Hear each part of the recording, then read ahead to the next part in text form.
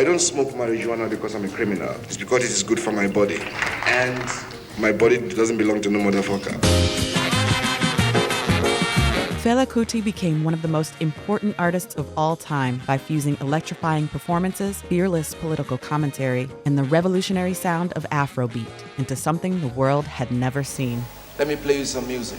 Born in 1938 in Abeokuta, Nigeria, Fela came from an outspoken, highly educated family rooted in activism. His mother, Funmilayo Ransome Kuti, was an influential women's rights activist who led major anti-colonial movements. His father was an Anglican minister, school principal, and the first president of the Nigeria Union of Teachers. Resistance, education, and public service shaped his foundation long before he ever touched a stage.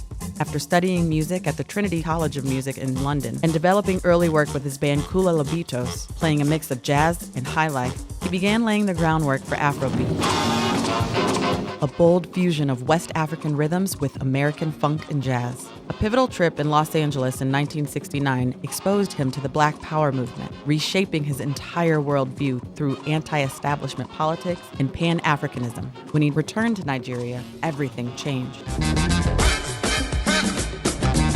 He renamed his band Africa 70, began singing in Pidgin English to reach people across the continent. If you don't understand my language, I'm sorry, I can't help. And formed the Kalakuta Republic, a self-declared independent commune that served as his home, recording studio, and political statement. The reach of what he was building even drew in former Cream drummer Ginger Baker, who collaborated with Fela on the 1972 album Stradivarius.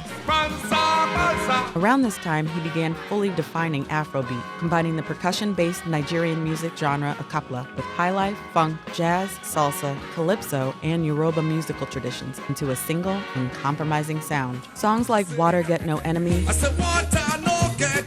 showcased his ability to blend hypnotic rhythms with metaphor, using water as a unifying force that transcended race, class, and politics. But as his influence grew, so did the consequences. His 1976 album Zombie mocked Nigerian soldiers.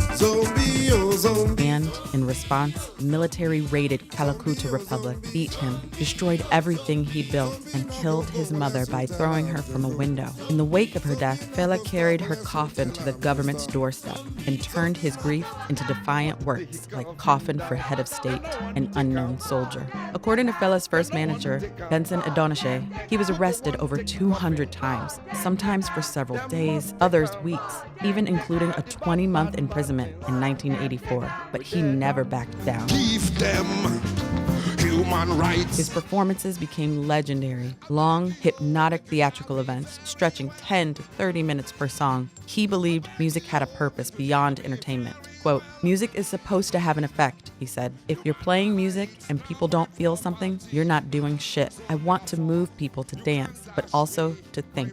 End quote. After visiting Fela in the 1970s, Paul McCartney said, quote, "The music was so incredible that I wept. Hearing that was one of the greatest music moments of my life." End quote. Human rights. Fela Kuti died in 1997, but his legacy has only grown. His place in the Rock and Roll Hall of Fame isn't just deserved, it's necessary, because Fela didn't just make music, he redefined what music could be.